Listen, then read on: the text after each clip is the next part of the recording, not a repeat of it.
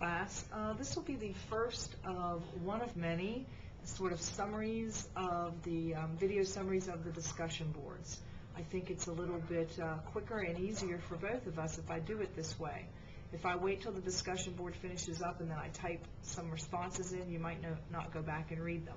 But I'm hoping that you'll take 5 minutes to watch this short video that summarizes the discussion board and gives you just a few pieces of information about My Papa's Waltz. Last week's discussion board was about the poem by Theodore Roethke called My Papa's Waltz. And I do want to say just a couple of things about the poems before I get into the discussion board. First of all, the poem is a closed form poem, which means it's a tightly structured poem. A tightly structured poem has stanzas of equal length, so there are 4 lines in each stanza of this poem. This particular poem has a rhyme scheme. A rhyme scheme is the regular pattern of end rhyme in a poem.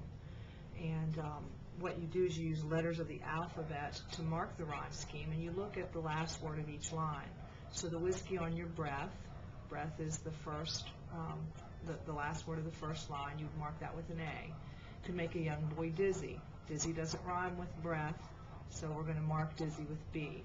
But I held on like death, which rhymes with breath, so we're going to mark it A. Such waltzing was not easy. Now, easy and dizzy don't rhyme exactly, but they rhyme kind of, and that's called slant rhyme.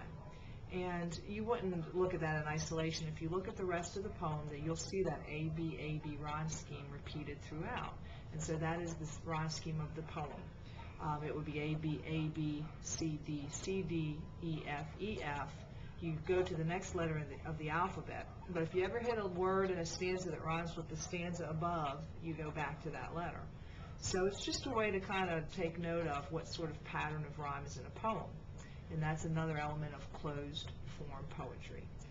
This rhyming in this poem serves to kind of create and recreate the rhythm of a waltz, which is in 3/4 time. And so cleverly, Roethke creates this poem about a waltz, which is kind of figurative. I think some of you noted that. But he uses a kind of rhythm that recreates the 3/4 rhythm of a waltz. Enough about that. On to your discussion boards. Responses. First thing I want to say, please make sure that you refer to the text as much as possible. I'm not seeing enough of that yet. Some people did. I will say that Denver Enoch's thread on this discussion board is very good, and the thing that's most noteworthy about the thread that he posts is that he does use a lot of words and the connotations of particular words to support ideas that he has, and that's really what I'm looking for, and really one of the skills you want to develop in this class. Taking information from the text and applying it to your interpretation or understanding of what it's supposed to mean. I'm not seeing quite enough of that yet, but I know you'll get better at that as we go along. There are some other ways to interpret literature, not just by looking at the text. And one of those ways I want to point out is it's called reader response. It's the way you respond and the experiences that you bring to the reading. That's why some people look at a father with whiskey on his breath and it being so strong that it makes the boy dizzy and right away think drunk, no good, bad situation, abusive. Perhaps they've had some negative experiences with alcohol or alcohol abuse or something like that, and they might bring that to the table.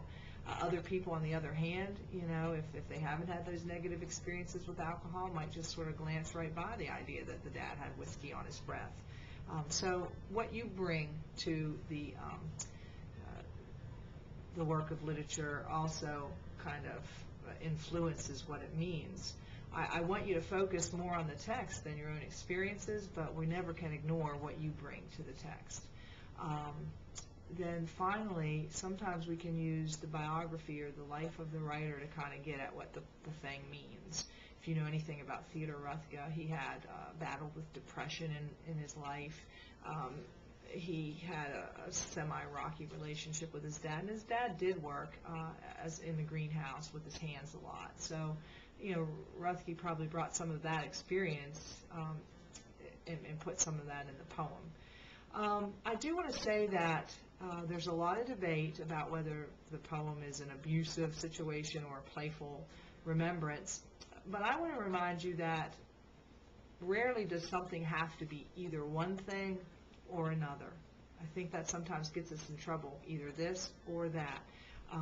The ambiguity, which is a literary term, ambiguity, sort of reflects the real life sort of situation.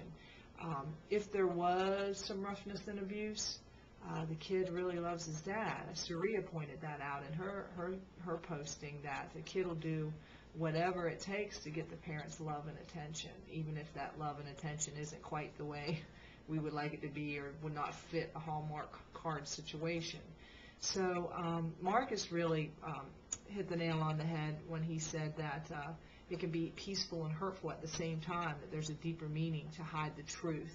And Kristen kind of picked up on that and liked that idea. And that's that idea of ambiguity. Rarely in literature, and this is why some people don't like it, like I do, rarely are there just clear-cut answers and clear-cut ways of looking at a piece of literature. So just remember, for now, you really want to focus on the text. The more textual evidence you can provide to support your point of view, the more convincing your interpretation and way of looking at it will be. I enjoyed our first discussion board. I look forward to my God, You're Not Even Safe in Church discussion. That was an article written in the 60s, Newsweek magazine. So I look forward to hearing what you have to say about that. And please refer the text as much as possible. Hope you're having a great week.